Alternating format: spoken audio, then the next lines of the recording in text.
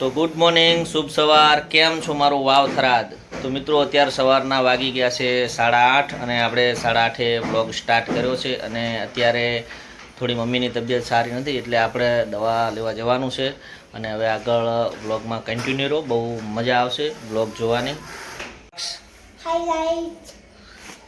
બોલો, શું કરો છો? બીજું બરસ કરી લીધું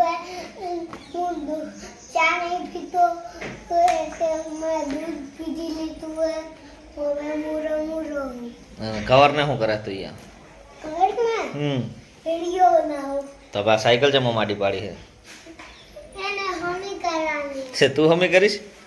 હમી કરીશ કે બગાડીશ? હમી કરી અને આ ગાડી એવું જ કાઢી છે, જીસીબી કાઢી. જો કોઈને ફેરા મારવા હોય, જીસીબી છે આપણી જોડે, પેલી બાજુ ટર્બો પડ્યો છે, વચમાં ગાડી છે, કોઈને ફેરા બીજા મારવા હોય તો કહી દેવાનું. ફેરા મારે છે ને તું? શું લો એક ફેરાનો? એક ફેરવાનો હા, એક ફેરવાનો 1 રૂપિયો. 1 રૂપિયા? તો બહુ સસ્તું કરો છો. તો ચલો હવે આપણે દવા લઈ આવ્યા. મમ્મી હોતી છે, મમ્મીને તબિયત સારી નહીં, તે દવા બીજી લઈ આવીએ.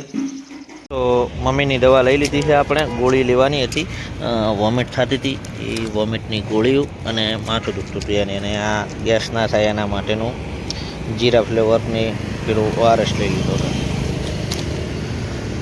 નકશુ ભણવા જાય છે ને, નકશુ કોક વાત કહેવા માગતો તો બધાને આપણે વાપરો. શું કહેતો તો બોલ નકશુ? હા, બોલાવે તો જાનું નહીં. હા, ચોકલેટ આલે તો આનું નહીં ખાવી. એમ નહીં ખાવી એમ કહી દેવાનું હે ને? પછી બીજું બસ ઓયા એમ કોઈ કે તો જાનું નહીં. હા,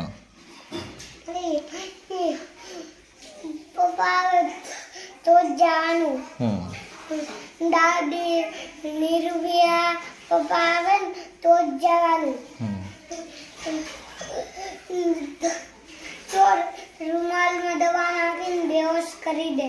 હા. લોકે દીધું. તો આપણે નકશુભાઈ એવું કહેતા હતા કે આપણે બાળ મંદિરે જઈએ, સ્કૂલ જઈએ અને કોઈ આપણને એવું કે દરવાજે હોય આવે કે તો શું કરવાનું? નહીં જવાનું. દરવાજે નહીં જવાનું. કોઈ ચોકલેટ, અજાણી વ્યક્તિ ચોકલેટ આલે ને તો એ ચોકલેટ નહીં ખાવાની. અને બાળ મંદિરથી લેવા માટે પપ્પા, મમ્મી, દાદી કે પિયા જ આવે ને તો જ જવાનું. ને કે કોઈક એમ કે ને કે હેડ તાર પપ્પા જોડે તને મેળવા આવું તો નહીં જવાનું. એટલે આવું બધું નકશુને શીખવાડેલું છે અને બધાએ પણ છોકરાને શીખવાડતું રહેવું જરૂરી છે. 4 ના જ્યાદા નકશુ બજારમાં અને રૂપિયા ખોટી કર્યા. ચમ રૂપિયા હાડી લઈ લો, હાડી લઈ લો. એવું કહેતા હતા એમ? લાય પછી હાડી શું લાવ્યું થેલીમાં? ખાવાનું લાવ્યું ને મારે સારું એ કે આ પાકેટ હે. ચિરાન લાવ્યું પાકેટ. અલ્યા કશી પાકેટ લઈ ગયો તો. હા હા, ઘરથી લઈ ગયા હતા. બીજું શું લાવ્યો? એ શું છે? હે બતાય. ખાવાનું. આ તો પાસ્તા છે તળવાના, આવે ઈ રહી. ઈ પાસ્તા લાયા. હા, પછી બીજું સાબુની બોટલ. શું? સા પાણીની બોટલ. આ તો ઘરેથી લઈને ગયા હતા પાણી પીવા. બતાવું ના બતાવું. બતાવો બતાવો, બીજું બતાવો.